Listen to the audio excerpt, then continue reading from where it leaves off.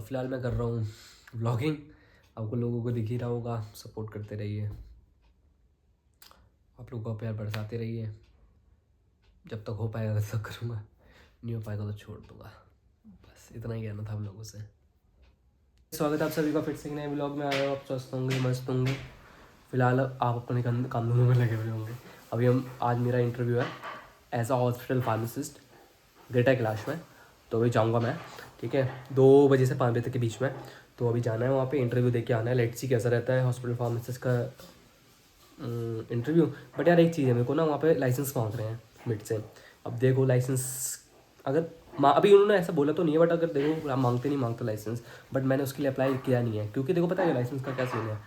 अभी उसके future plans मेरे कुछ डिफरेंट है, तो मैं अभी लाइसेंस के लिए अप्लाई फिलहाल नहीं कर रहा हूँ और उसमें प्रोसेस काफ़ी लंबा है। तो मैं सोच रहा हूँ कि एक बार पापा से पूछ लूँ कि क्या रहेगा उसका लाइसेंस वगैरह का।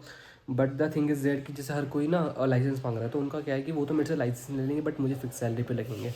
तो ये थोड़ा इशू आ रहा है और कोई इशू नहीं आ रहा। और फिलहाल अभी लेके चलते हैं। और मैं आपको एक बढ़िया चीज़ दिखाऊँ, देखो in the academic year CGPA 7.33 bachelor of pharmacy. तो ये मेरी 7.33 CGPA थी 2024 से 25 तक रही है 7.33, ठीक है। और लेट्स सी कैसा रहता है। और इंटरव्यू मिलता है थोड़ी देर में।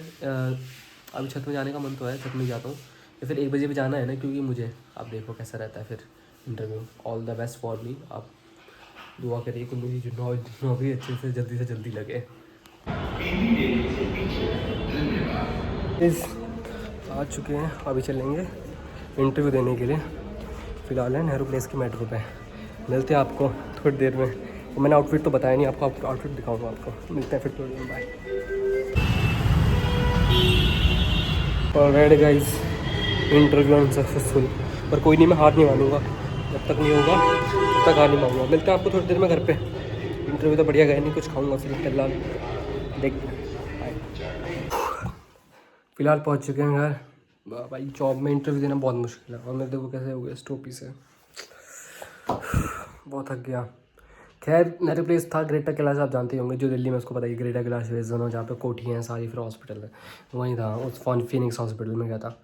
बट यार they actually need 1 year of experience. मेरे पास तो है नहीं, फिर कहाँ से हो पाएगा। फिर भी नहीं, कोई नहीं, ट्राई करते रहेंगे, हासिल करते रहेंगे, हसल फॉर प्रीटी थिंग्स। मिलते हैं थोड़ी देर में। मैगी लाया, मैगी खाता हूँ। ऐसे फिलहाल खाते हैं मैगी। अभी यही बनाया, भूख तो लगी हुई थी, मैं यही बनाया। और फिर मिलते हैं शाम को, बाय। थक गया हूँ बहुत, क्योंकि मूड भी नहीं है, क्योंकि इंटरव्यू ने ऐसी तैसी कर दी और किसी ने मुझे कंसिडर भी नहीं करा।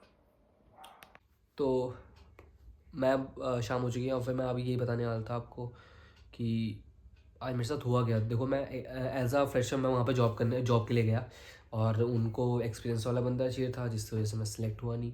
मेरे को एक बात समझ नहीं आती, जनरल सी बात है, मैं एज अ फ्रेशर हूँ, मेरे पास कोई एक्सपीरियंस नहीं है। मेरे पास एक्चुअली एक्सपीरियंस है बट कंपनीज वाला एक्सपीरियंस नहीं है मेरे पास। रिटेल फार्मेसी का एक्सपीरियंस है, उसके बेसिस से उन्होंने मुझे कंसिडर ही नहीं किया। कोई भी फ्रेशर अगर कोई किसी कंपनी में जाएगा, वो सिंपल कंपनी वाले क्या बोलते हैं, आपके पास एक्सपीरियंस है? Sir I am a new boy, I am a fresher, I recently graduate, I may just complete my graduation from blah blah blah college. तो मेरे पास एक्सपीरियंस कैसे होगा? और ये चीज़ वो मानते नहीं है, उनको चाहिए एक्सपीरियंस वाला बंदा। भाई अगर आप एक फ्रेशर को जॉब पे रखोगे तो ही उसको एक्सपीरियंस मिलेगा ना, फ्रेशर को। बिना जॉब पे तो उसको एक्सपीरियंस मिलेगा ही नहीं।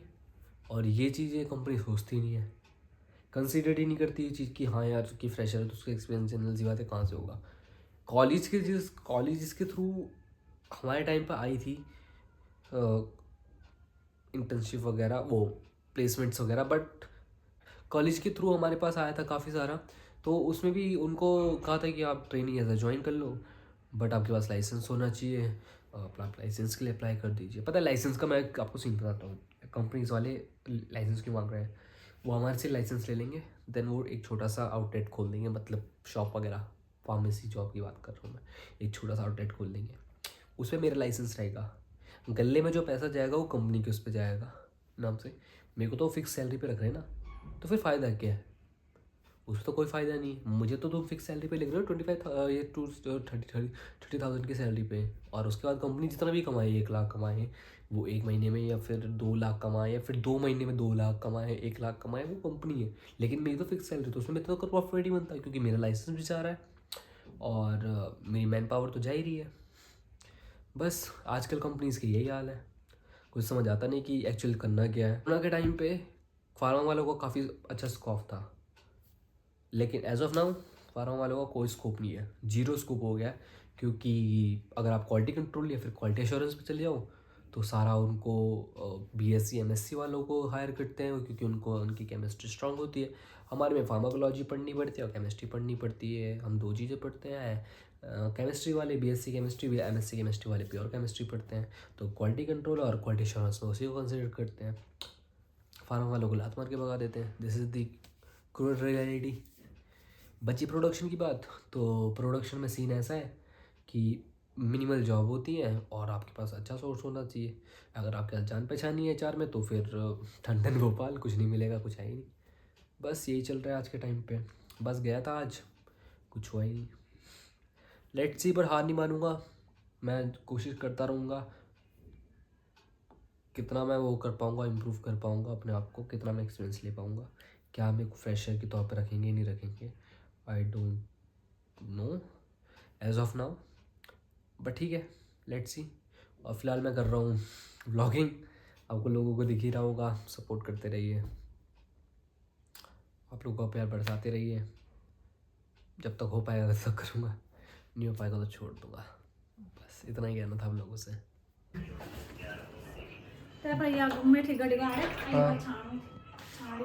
और